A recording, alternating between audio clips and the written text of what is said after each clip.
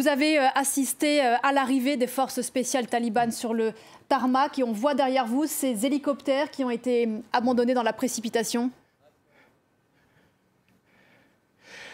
Oui, exactement. Nous avons pu rentrer avec mes collègues afghans sur le tarmac de cet aéroport militaire de Kaboul. Vous le voyez ici, voilà, les prises de guerre des nouveaux maîtres du pays. Ces prises de guerre sont des hélicoptères américains abandonnés. Il y a un peu partout autour de moi. Là, je suis sur la piste principale, cette fameuse piste du tarmac militaire de l'aéroport de Kaboul, où il y a eu ces rotations historiques, inédites pendant tant de jours. On le sait, aujourd'hui, cette piste est totalement vide et il n'y a autour de moi que des membres de la sécurité talibane. Nous avons marché pendant 2 kilomètres pour rentrer à travers cette porte nord qui était, on l'a vu, remplie de réfugiés et de candidats à l'exil pendant tant de jours. Aujourd'hui, elle est totalement contrôlée par les talibans.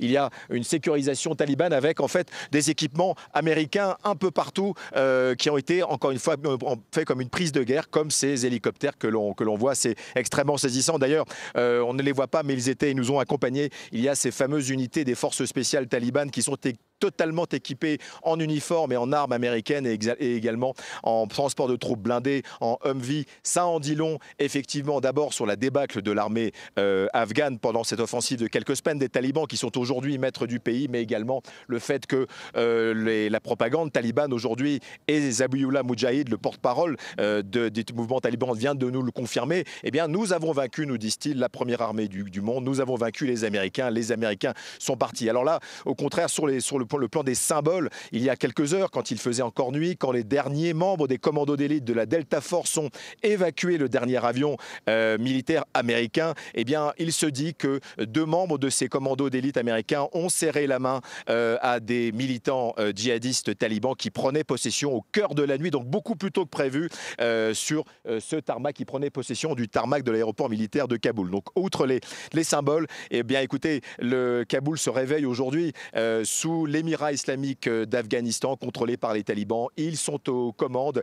Ils essayent de nous montrer, c'est la raison pour laquelle nous avons, nous, pu accéder à cet aéroport militaire de Kaboul. Eh bien, ils nous montrent comment ils sont au contrôle, et au contrôle surtout sécuritaire, puisque leur grande priorité, c'est de sécuriser. Il y a des risques d'attentats importants ce matin qui sont rapportés du groupe État islamique au Khorasan, la franchise Asie centrale du groupe État islamique, le grand rival ici des talibans, et qui s'est rappelé au bon souvenir de ses capacités de nuisance, surtout pour déstabiliser la capacité de sécurité des talibans de l'Afghanistan, puisqu'il y a eu un attentat juste à 500 mètres sur la Big Gate, de là où je me trouve. Il y a 4 jours, un attentat qui a fait plus de 100 morts et des tirs de roquettes en constant qui étaient jusque-là interceptés, comme encore hier matin, par le système de défense antimissile américain. Et ça, évidemment, entre ennemis, on ne se fait pas de cadeaux. Donc tout a été débranché. Il n'y a plus de protection. Il n'y a que les talibans pour sécuriser l'aéroport, l'Afghanistan et Kaboul. Et toujours cette crainte d'attaque de Daesh, du mouvement du groupe islamique du groupe État islamique qui serait en ville encore à l'heure où je vous parle. Cyril Payen, depuis le tarmac de l'aéroport de Kaboul, c'est assez exceptionnel, Cyril, ce que vous nous faites vivre ce matin. Merci beaucoup. Le retrait militaire américain, on le disait, c'est donc achevé avec 24 heures